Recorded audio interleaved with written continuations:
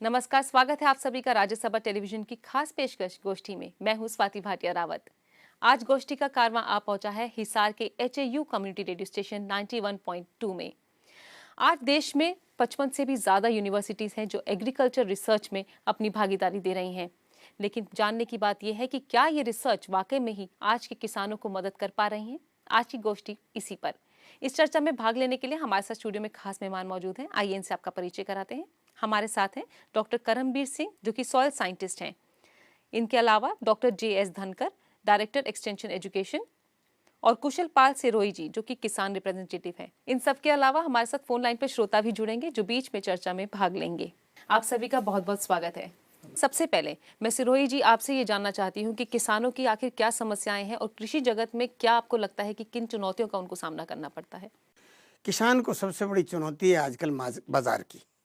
किसान अच्छी चीज़ पैदा करना चाहता है लेकिन उसको उतना पैसा नहीं मिल पाता। तो हमें ज़रूरत है आज अच्छी किस्म की खेती, हम इस तरह से खेती करें कि हमारे खर्चे कम हों और किसान को आमदनी अधिक हो। करम जी, इन्होंने बात की कि ऐसे कुछ खेती हो जिसमें खर्चा कम हो, तो क्या शोध आप लोग की रिसर्च कुछ इस तरह से रुख भी कर रही है कि इस तरह की कोई फसल निकाल रही है जिसमें जैसे लागत कम हो, पानी कम लगे, या इस तरह के बीज हों जो सस्ते भी मिल जाएं मार्केट में और इनको जो है उसका ज़्यादा मुनाफा हो सके। स्वाति जी, देखिए, पहले जितने खेती में जितने बीज इस्तेमाल होते थे उनकी पैदावार बहुत कम थी जी। और अब क्योंकि यूनिवर्सिटी के शोध के कारण नए नए बीज विभिन्न किस्मों के विभिन्न फसलों के लिए इस यूनिवर्सिटी ने इजाद की है और उनका सीधा जो प्रभाव है वो किसान के ऊपर पड़ता है। जैसे इन्होंने बोला कि मिलजुल के प्रोडक्शन हो रहा है, इन्होंने कहा कि कुछ ऐसी खेती होनी चाहिए जिसमें लागत कम हो और मुनाफा ज़्यादा हो। आप एज अ डायरेक्टर रिसर्च को बहुत ही ज़्यादा महत्व देते हैं, लेकिन जब आप रिसर्च करते हैं, किसी भी ग्राउंड लेवल पे आप जाना चाहते हैं, तो आप किन बातों का ध्यान रखते हैं सबसे पहले? स्वाति जी, जहाँ तक बात है, सबसे पहले तो हमारे को बेंचमार्क का पता होना चाहिए। जैसे मैं शुरुआत करता हूँ कि हमारा एक किसान जिसके पास सिर्फ एक बैलों की जोड़ी थी और इस टाइम पे हमारे पास कंबाइन हार्वेस्टर है जो कि उसी टाइम पे कटाई भी करता है, कढ़ाई भी करता है। फिर हम बात करते हैं, हमारे पास सिंचाई के साधन नहीं थे, हमारा 2/3 पानी नीचे का खराब है। हम वैज्ञानिक क्या कर सकते हैं? हम किसान को ऐसी तकनीक दें जिससे वो अपने साधनों से प्रकृति पे निर्भर ना करके अपनी खुद की ईजाद, खुद का अपना वो करे। तो वो जैसे ट्यूबवेल हैं, इसी तरह आपके फुहारा सिस्टम है, इसी तरह आपका माइक्रो इरिगेशन है जिसमें ड्रिप इरिगेशन बोलते हैं। अब दिन पे दिन क्योंकि गर्मी बढ़ रही है तो हमारे को वो किस्में भी चाहिए जो हीट टॉलरेंट हो। उसके बाद मैं बात करता हूँ इंसेक्ट पेस्ट, वो दिन पे दिन बढ़ रहे हैं। उनको फार्मर की फील्ड पे कैसे अरेस्ट करे, कैसे उनको काबू करे। तो एक्सपोर्ट क्वालिटी की जहाँ तक बात है, क्वारंटाइन जो डिपार्टमेंट है उसकी भी हम जो मापदंड है उनको पूरा करें। ये सारे के सारे हमारे 4 कंपोनेंट हैं जिसके द्वारा यूनिवर्सिटी की हमारी जो शोध है, रिसर्च है, वो उसके ऊपर डिपेंड है। अच्छा सिरोही जी, जैसे इन्होंने बोला कि ये काफ़ी पॉइंट्स को ध्यान में रखते हैं जब ये कोई भी रिसर्च करते हैं ताकि किसानों को उसका फ़ायदा हो सके। क्या आपको लगता है कि किसान इतने जागरूक हैं या वो इतने फैमिलियरली इनका वो रिसर्च को अपना लेते हैं? नहीं स्वाति जी, असल में इसका जो है प्रचार, इन सारी चीज़ों का प्रचार होना, गांव-गांव तक पहुंचना बड़ा ज़रूरी है। पानी का वाटर लेवल नीचे जा रहा है तो उसकी वजह से किसान धान के लिए बड़ी मुश्किलें आ रही हैं, कैसे करें। तो आज हमें वो चाहिए कि जो कम पानी से फसलें पैदा कर सके। और फिर किसान आज तक अंधाधुंध खाद का इस्तेमाल करता है, अंधाधुंध दवाइयों का इस्तेमाल कर रहा है। उनके ऊपर भी शोध को ऐसा होना चाहिए कि किसान इन चीज़ों से बच के और किसान कम खर्चे में अच्छे पैसे कमा सके। जी, मैं आपको यहाँ रोकना चाहूँगी, हमारे साथ एक कॉलर जुड़ गए हैं। हेलो। नमस्कार मैडम, मैं लक्ष्मी आनंद कैथल गांव से बोल रहा हूँ। जी लक्ष्मी आनंद जी, अपना सवाल पूछिए। मैडम, मैं ये जानना चाहता हूँ, जब कोई संस्था रिसर्च करती है तो उसकी प्रायोरिटीज़ क्या क्या होती हैं? जी बहुत बहुत शुक्रिया। करमबीर जी, लक्ष्मी आनंद ये जानना चाहते हैं कि आपकी जो यूनिवर्सिटी है जब वो रिसर्च करती है तो उसकी प्रायोरिटीज़ क्या हैं? स्वाति जी, हमारी यूनिवर्सिटी का प्रयास ये रहता है कि हम प्रोडक्शन को कैसे बढ़ाएं और प्रोडक्शन बढ़ाने के लिए 3 या 4 चीज़ें जो ज़रूरी हैं। पहला है कि नई वैरायटीज़ लो इनपुट रिक्वायरिंग के कम से कम खर्चे में और ज़्यादा पैदावार हमें मिले। दूसरा हमारा होता है क्वालिटी सीड का, कि हम अच्छे बीज तैयार करके किसान भाइयों तक पहुंचाएं कि वो अच्छी पैदावार ले सकें। इन सब के साथ साथ हमारा डाइवर्सिफिकेशन इन एग्रीकल्चर के जो पानी की बात हम बचत की कर रहे थे, क्या हम राइस व्हीट के सिस्टम फार्मिंग सिस्टम्स को इसमें कैसे डाइवर्सिफिकेशन कर सकते हैं, कि हम इसको बदल कैसे सकते हैं। तीसरा, हमारा आज के दिन एक और सबसे बड़ा जो मुद्दा बन गया है वो है क्लाइमेट चेंज का, कि हम थर्मो रेजिस्टेंस वैरायटीज़ हम फसलों के लिए ईजाद करने की कोशिश कर रहे हैं। ऐसी चीज़ें हम उनमें से ढूंढें और वो फसल में डालें कि वो कम पानी में टेम्परेचर कम ज़्यादा हो तो भी वो अच्छी पैदावार दे सकें। इसी तरह हमारा इंसेक्ट पेस्ट डिजीज़ मैनेजमेंट पे सारे का सारा एक समन्वित प्रबंधन हम कैसे दे सकते हैं, कि भी इन चीज़ों को कैसे रोक सकते हैं ताकि किसान भाइयों का सबसे ज़्यादा फ़ायदा हो। सिरोही जी, मैं आपसे जानना चाहती हूँ, जिस तरह से ट्रेडिशनल खेती होती है जो बरसों से चली आ रही है, पीढ़ी दर पीढ़ी चलती आ रही है, क्या आपको लगता है कि उससे हटकर किसान सोच पा रहा है आज? किसान के खेती के साथ जुड़े हुए जितने व्यवसाय हैं, जो भी खेती के साथ दूसरे धंधे हैं, वो सारे धंधे भी किसान को अपनाने पड़ेंगे। और किसान की जो हमने आमदनी है, वो आमदनी ना 6 महीने में हो के वो रोज़ाना करनी पड़ेगी। और वो तभी हो सकती है कि जो हमारे बुजुर्ग हम पहले करते थे, चाहे पशुधन करते थे, हम भैंस पालते थे, दूध बेचते थे, पोल्ट्री करते थे, और इसके साथ जो है हम आप क्या जंगलात करते थे, ये सारे पौधे लगाते थे, ये सारी चीज़ें किसान को अपनानी चाहिए, ताकि उसको अगर कभी ना कभी ऐसा हो जाए कि भाई बारिश कम हुई, तो किसान उस फसल पे अकेले पर निर्भर ना रहे और उसके साथ उसको दूसरे साधन से भी पैसा मिलता रहे। एक और कॉलर हमारे साथ जुड़ गए हैं। हेलो। नमस्कार मैडम, सत श्री अकाल। मैं सीबी सिंह बोल रहा हूँ अम्बाला से। जी सीबी सिंह जी, अपना सवाल पूछिए। मैडम, मैं ये जानना चाहता हूँ कि जैसे आपने बताया कि एक ही खेत में हम 2-3 तरह की फसलें उगा सकते हैं या इसके अलावा भी कुछ काम कर सकते हैं, लेकिन हमारा किसान इतना जानता नहीं है, समझता नहीं है, तो ऐसा क्या हम करें कि वो इसके प्रति जागरूक हो? उनका सवाल है कि जिस तरह से हम मिक्स फार्मिंग के बारे में बात कर रहे हैं, तो मिक्स फार्मिंग के लिए किसानों को कैसे जागरूक किया जाए? हरियाणा के अंदर हर जिले के अंदर किसान क्लब बने हैं, तो किसान क्लब का काम केवल यही है प्रचार और प्रसार का। किसान बताता है, मैं ज़्यादा से ज़्यादा वो अगर गाँव के अंदर किसान गोष्ठियाँ की जाएँ, उसके अंदर वैज्ञानिक भी हों, उसके अंदर विभाग के लोग भी हों, और उसमें वो किसान हो कि जो कभी गांव से बाहर ही नहीं निकलता, केवल उसका काम खेत के अंदर काम करना है, उस तक अगर ये सारी चीज़ें पहुंचेंगी तो उसको भी ये पता लगेगा कि भाई हम किस तरह की खेती कर रहे हैं, कैसे हम इसको बढ़ा सकते हैं और कैसे हम इसमें गुणवत्ता पैदा कर सकते हैं। इस पर हम और चर्चा करते हैं, रुकते हैं एक छोटे से ब्रेक के लिए। वक्त है एक छोटे से ब्रेक का, जल्द हाजिर होते हैं, देखते रहिए गोष्ठी। ब्रेक के बाद एक बार फिर आप सभी का स्वागत है गोष्ठी में। आज हम चर्चा कर रहे हैं कि यहाँ की रिसर्च जो है, एग्रीकल्चर रिसर्च, किस तरह से किसानों को फायदा पहुंचा सकती है। अभी आपने ब्रेक में जाने से पहले बोला कि ऐसी कोई रिसर्च होनी चाहिए जो कम लागत में ज़्यादा फायदा दे सके, ज़्यादा मुनाफा दे सके। मैं आपसे जानना चाहती हूँ करमवीर जी कि इन्होंने बोला कि क्या ऐसी कोई खेती होनी चाहिए जिसमें कम पानी लगे, तो क्या आपकी रिसर्च ऐसा कुछ समाधान सोच रही है जिसमें कम पानी से ज़्यादा हम सिंचाई कर सकें या कोई खेती कर सकें? स्वाति जी, हमारा जो ज़्यादातर हरियाणा में जो फसल चक्र चलता है वो धान और गेहूं का चलता है जी। और धान एक ऐसी फसल है जिसमें पानी काफ़ी ज़्यादा पानी यूज होता है। यूनिवर्सिटी ने इस बात के काफ़ी अहम इस चीज़ को अपने शोध कार्यों में लिया, और अभी पिछले साल ही हमने DSR एक टेक्निक के डायरेक्ट सीडेड राइस, हम करते क्या थे पुराने तरीके में, आज भी करते हैं वो दूसरे, तो बासमती धान में खास करके हमने ऐसी टेक्निक डेवलप की है कि हम सीधी बिजाई कर सकते हैं। पहले पानी खड़ा करते थे, फिर उसकी पडलिंग करते थे, कद्दू करते थे उसको, और इसमें काफ़ी एनर्जी यूज होती थी, काफ़ी पानी यूज होता था। और तो उसको हमने ये शोध किया है कि भी आप डायरेक्ट राइस का सीडिंग कर सकते हो और उसमें पानी की और लेबर की दोनों की काफ़ी बचत होती है। दूसरी हमारी वैरायटीज़ की जो बात आती है, उसमें काफ़ी ऐसी वैरायटीज़ हमने डेवलप की हैं। 259 वैरायटीज़ हमारी आज तक हमने विभिन्न फसलों की ईजाद की हैं। उनमें से काफ़ी ऐसी किस्में हमारे पास हैं जो हम कम पानी वाली जगह में या कम बारिश वाली जगह में, ड्राई लैंड एग्रीकल्चर जिसको कहते हैं, उसमें हम उन क्रॉप्स का भरपूर फायदा ले सकते हैं। धनकर जी, आप ये बताइए, यहाँ पे जो है किसान आजकल इतना परेशान है क्योंकि पेट्रोल के दाम बढ़ रहे हैं, डीजल के दाम बढ़ रहे हैं, फर्टिलाइजर्स के दाम बढ़ रहे हैं, तो किस तरह से आप इनको हेल्प कर सकते हैं? क्या लगता है आपको, क्या रिसर्च हो सकती है इसमें? सबसे पहले तो जो हमारी प्रॉब्लम रही है वो है लेबर की प्रॉब्लम। आज के टाइम में जब से मनरेगा स्कीम आई है तो हमारे यहाँ लेबर की कमी रही है।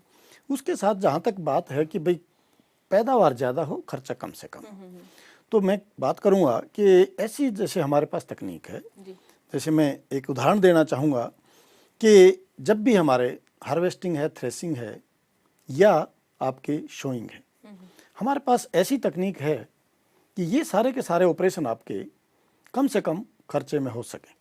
जैसे हमने एक जीरो टिल मशीन की बात करूँगा, उसमें क्या है कि आपको प्लोइंग नहीं करनी पड़ती। वो जो 2000 या 1500 रुपये के बीच में जो ज़्यादा खर्चा आता था, 5-6 बार हमारे को फील्ड को प्लो करना पड़ता था, अब हम डायरेक्ट उसमें सोइंग कर सकते हैं, ना प्लोइंग करने की ज़रूरत है। तो इसमें क्या हो गया, आपकी एनर्जी भी सेव हुई, आपका जो है खर्चा भी बचा। तीसरी बात, इसमें पानी की बचत हुई। इसके बाद इसमें इवन पेस्ट भी कम लगे। उसके बाद लास्ट में क्या फ़ायदा कि लॉजिंग नहीं होती, मतलब फसल गिरती नहीं। इसी तरह फिर मैं बात करूँगा कैनोपी मैनेजमेंट की। जैसे हम क्या करते हैं कि हमारे पास इस टाइम पे ऐसी रिसर्च भी है कि जैसे कॉटन का है या फ्रूट प्लांट्स हैं, उनमें पिकिंग मैनुअल के बजाय आपका मैकेनिकल हो जाए। डॉक्टर साहब, आपको मैं बीच में थोड़ा सा इसमें ये कहना चाहूँगा कि आपने अभी बताया कि हम सीधी बिजाई की जो है वो हमने टेक्नोलॉजी निकाली है, मशीन भी आपने निकाली है, लेकिन उसकी दिक्कत किसान को ये आ रही है कि उनको वो मशीनें नहीं मिलती। जब भी वो बिजाई का टाइम होता है वो किसान के पास मशीन नहीं है, और जब तक किसान की मशीन नहीं होगी तो आपने जो चीज़ नई ईजाद की है उसको किसान कैसे अपने खेत तक पहुंचाएगा? बिल्कुल। तो मेरा आपसे अनुरोध ये है कि आप इसको किसान तक, आपके कृषि विज्ञान केंद्र बने हुए हैं, कृषि विज्ञान केंद्र के अंदर आप ऐसी व्यवस्था करो कि वो किसान उस मशीन को ले जाए और अपने खेत में काम करने के बाद वापस भेजे। किसान इस बात को समझ भी गया है कि भाई हम सीधी बिजाई करें तो हमारी बचत होती है, लेकिन उसको जो दिक्कत आ रही है वो दिक्कत दो तीन बातों की आ रही है। एक तो ये है कि अभी किसान उस टेक्नोलॉजी को पूरी तरह समझ नहीं पाया, क्योंकि जैसे आपने, अब उसमें होता क्या है कि जैसे ही आप बिजाई करोगे तुरंत पानी देना चाहिए, उसके सामने दिक्कत होती है कि उस वक्त बिजली ना हो, पानी कैसे दे। तो वो कई चीज़ें हमने कई बार इन गोष्ठियों में सुझाव भी दिए हैं। क्या किसान उस धान को सीधा सूखा भी बीज सकता है मशीन से? हाँ सिरोही जी, ऐसा है, ये दोनों तरीके से आप धान की बिजाई कर सकते हो। एक तो यदि आप एक सूखे में बीज डाल सकते हो, यदि पानी आपके अश्योर्ड हो, क्योंकि आजकल हमारा जो है उसमें आप पानी अश्योर्ड है तो आप डाल सकते हो, नहीं तो आपको वत्तर आने पे बिजाई करनी पड़ेगी। रही बात मशीन्स की उपलब्धता की, कृषि विभाग हरियाणा ने काफ़ी इन मशीनों पे सब्सिडी भी दे रखी है और जगह जगह वो अपना इसका ट्रेनिंग कैंप भी लगाते हैं, और उन्होंने काफ़ी पैसा भी ईयर मार्क इस साल में कर रखे है कि भी ये मशीनें डिस्ट्रिक्ट हेडक्वार्टर्स पे या ब्लॉक लेवल पे अवेलेबल हों। अच्छा, लेकिन उन्होंने अभी ये बोला कि अवेलेबल नहीं हो रही है। हमने एक आवाज़ किसान के लिए उठाई है कि इनको आप कस्टम हायरिंग सर्विस जो है वो प्रोवाइड कीजिए, और इवन जो डिस्ट्रिक्ट लेवल पे किसान क्लब हैं उनके लिए स्पेस भी मुहैया करवाएं, और हर डिस्ट्रिक्ट में ये कस्टम हायरिंग एक सेंटर खोल दें ताकि उसको जो है ना वो मैनेज करें, और उसको अपने हायरिंग बेसिस पे वो, जैसे लेजर लेवलर हायरिंग पे मिलता है, जीरो टिल मशीन भी क्योंकि इतनी महंगी नहीं है तो फार्मर के पास एसेबिलिटी है, रोटावेटर है, दूसरी मशीनरी है। अब ये कंसेप्ट कस्टम हायरिंग का डे बाय डे आ रहा है यूनिवर्सिटीज में प्रोडक्ट जी। अच्छा करमवीर जी, आप ये बताइए, जैसे हमारा देश है वो कृषि प्रधान देश है, ज़्यादातर 70% से भी ज़्यादा लोग जो है वो कृषि पर डिपेंड करते हैं। ऐसे में अगर मान लीजिए मानसून फेल हो जाए, बारिश ना आए या किसी भी तरह से कोई आपदा ऐसी आ जाती है, तो क्या आपकी रिसर्च तैयार है इस तरह की चुनौती से लड़ने के लिए, निपटने के लिए? देखिए, क्योंकि यदि मानसून ना आए, क्योंकि हमारे पास लिमिटेड रिसोर्सेज हैं, वो चाहे सिंचाई के कहिए, ट्यूबवेल्स के कहिए, क्योंकि हमारा पानी की उपलब्धता यदि मानसून नहीं आता है तो हमारा कैनाल्स का इतना इरिगेटेड एरिया हमारे पास नहीं है, और बाकी जो अंडरग्राउंड वाटर है हमारा, वो अंडरग्राउंड वाटर हमारा सिर्फ 45% का ही है, 37% हमारा बिल्कुल सही वाटर है, और 8% हमारा नॉर्मल वाटर है। बाकी 55% पानी हमारा जो है वो खारा पानी कहिए, ब्रैकिस कहिए, प्रॉब्लमेटिक कहिए। तो हमारे पास ऐसी यूनिवर्सिटी ने काफ़ी ऐसे शोध किए हैं कि हम ये जो पानी जो ब्रैकिस वाटर है, जिसमें आपका सलाइन वाटर आ गया, सोडिक वाटर आ गया, उस पानी को भी हम यूज कर सकते हैं, प्रोवाइडेड कि आप 2 पानी नहर का लगाओ, तीसरा पानी ये लगाओ, और बिजाई के समय इस तरह के पानी को अवॉइड करो। तो ये एक उन सिचुएशंस में जहाँ हमारे पास मॉनसून नहीं हो, हम थोड़ा सा अंडरग्राउंड वाटर को भी अच्छे तरीके से यूज कर सकते हैं। जी, मैं यहाँ आपको रोकना चाहूंगी, एक और कॉलर हमारे साथ जुड़ गए हैं। हेलो, नमस्कार मैडम, मैं माया बोल रही हूँ हिसार से। जी माया, अपना सवाल पूछिए। मैडम, मैं ये जानना चाहती हूँ कि रिसर्च हो गया है, ये किसान तक या खेत तक कैसे पहुँचे है? माया ये जानना चाहती हैं कि जो आपकी रिसर्च है वो खेत तक कैसे पहुंचती है, किसानों तक कैसे पहुंचती है? इसके हमारे 4 माध्यम हैं। सबसे पहले मैं बात करूंगा, जैसे हमारा किसान सेवा केंद्र है, जहाँ से कि हम किसान के जो है सवाल उनके जवाब देते हैं। हमारे टोल फ्री सर्विसेज हैं, जैसे ये हमारे यूनिवर्सिटी ने 3 जगह शुरू किए हैं, हिसार में है, करनाल में है और रेवाड़ी में। उसके साथ साथ किसान पर्सनली भी आके यहाँ पर बात करता है। फिर बात करते हैं, इसी में एक कड़ी और जुड़ जाती है कि हमारा एक जो अखबार है दैनिक जागरण, उसमें हमने एक कॉलम ले रखा है कि मंडे को सांझी के नाम से एक प्रोग्राम आता है, उसमें भी हम किसानों की समस्याओं को लेते हैं। दूसरी फिर हमारी बात आती है, जिसमें आज बैठ के हम ये गोष्ठी कर रहे हैं, हमारा कम्युनिटी रेडियो स्टेशन। कम्युनिटी का मतलब एग्रीकल्चर से संबंधित जो भी हम इंफॉर्मेशन है वो हम इस रेडियो स्टेशन के द्वारा देते हैं। तीसरा हमारा माध्यम है कि हम किसानों को ट्रेनिंग भी देते हैं। ट्रेनिंग 2 तरह की है, जो भी यूनिवर्सिटी ने रिसर्च की, एक जनरल ट्रेनिंग है, जैसे स्प्रे कैसे करें, कितना बीज डालें, कौन सा खाद डालें। उसके बाद वोकेशनल ट्रेनिंग, जिनसे 2 पैसे की कमाई हो सके। इस पर हम और चर्चा करेंगे। वक्त है एक छोटे से ब्रेक का, लेते हैं एक छोटा सा ब्रेक और जल्द हाजिर होते हैं। देखते रहिए गोष्ठी।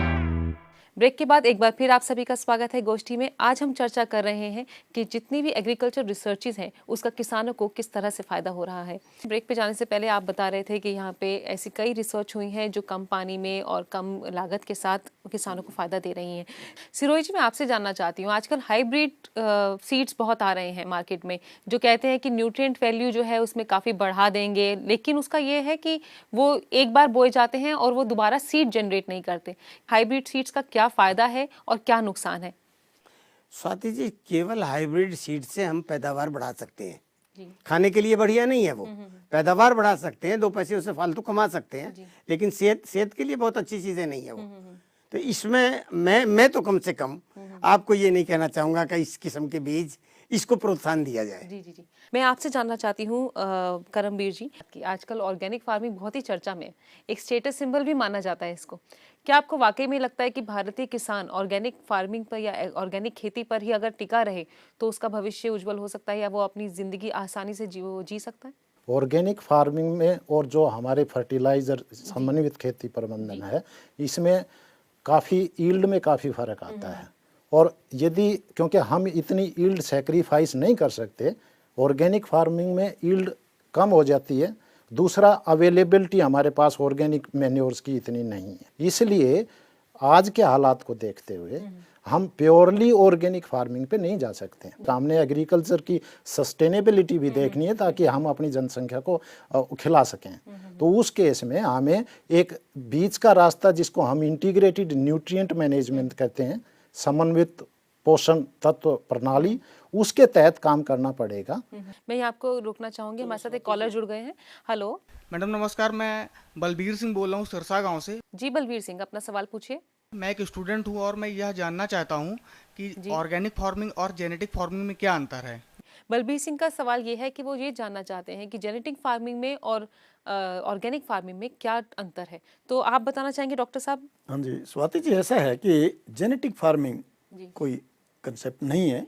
एक्चुअली ये क्या है, आपकी जो कन्वेंशनल एग्रीकल्चर या कन्वेंशनल फार्मिंग या ट्रेडिशनल फार्मिंग और उसके साथ में ऑर्गेनिक फार्मिंग, हमारी एक इंटीग्रेटेड अप्रोच रहती है, जिसमें हम traditional as well as modern जो आपकी टेक्निक्स हैं उनका एक समन्वय रखते हैं और उसी से हमारी प्रोडक्टिविटी और प्रोडक्शन को हम बढ़ाते हैं। स्वाति जी, मैं इसमें थोड़ा सा जोड़ना चाहूँगा। आजकल एक तो ये हो गया कि हमारा क्रॉपिंग इंटेंसिटी इतनी बढ़ गई है। हर किसान चाहता है कि साल में 2 की बजाय 3 फसलें लें, और इससे क्या हो रहा है कि हमारी जो सॉइल है, मृदा जिसको कहें, उसके तत्वों का भी ह्रास होता है।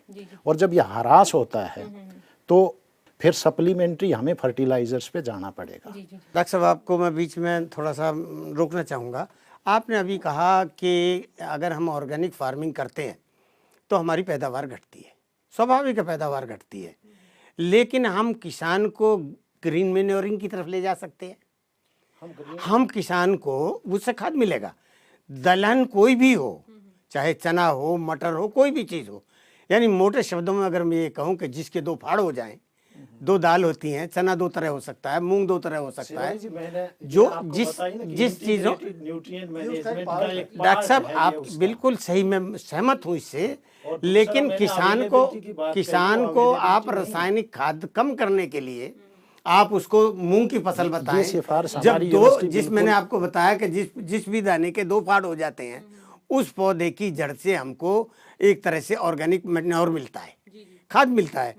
तो जब वो मिलेगा तो हम कुदरती यूरिया कम करेंगे, यूरिया हम कम कर देंगे। तो आज हमें ज़रूरत है डॉक्टर साहब, हमारे पास बहुत से किसान हमारे क्लब के अंदर ऐसे आए हैं कि जो 6-6 और 7-7 साल से कर रहे हैं। जब उसको अगर आप लगातार करते रहोगे, हरी खाद दोगे आप उसको, गोबर की खाद दोगे उसको, गड़ी सली खाद दोगे उसको, तो ज़मीन में पैदावार उतनी ज़्यादा नहीं घट सकती कि जितनी आप सोचते हो।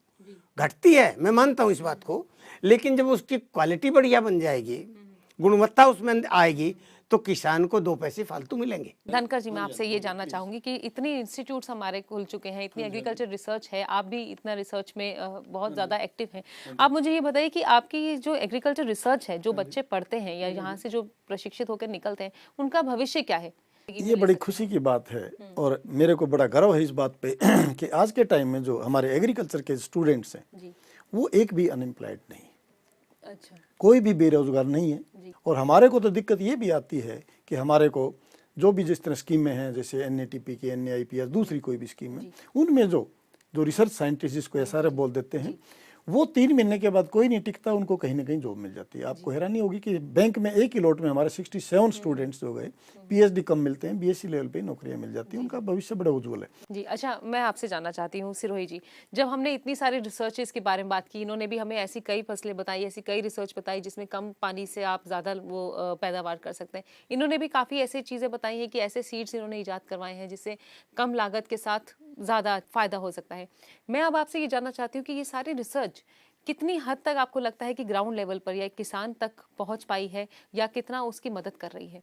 नहीं, इसमें तो स्वाति जी मैं आपको कहूँगा कि भरसक प्रयास होता है इनका कि ये किसान तक बात पहुँचे हर तरह की। उसके लिए जैसे कृषि विज्ञान केंद्र है, हम कृषि विज्ञान केंद्र में ही जाते हैं और किसान कृषि विज्ञान केंद्र में पहले जाता है पूछने के लिए कि भाई अगर हम ये फसल बोना चाहें, कब बोएं, कितना खाद डालें, कैसे करें। तो ये तो पूरा किसान तक बात जा रही है। और फिर जब हम लोग मिल बैठते हैं और किसान क्लब की मीटिंग करते हैं, तो हम तो ये साइंटिस्ट जितने वैज्ञानिक हैं उनको बुलाते हैं बीच में।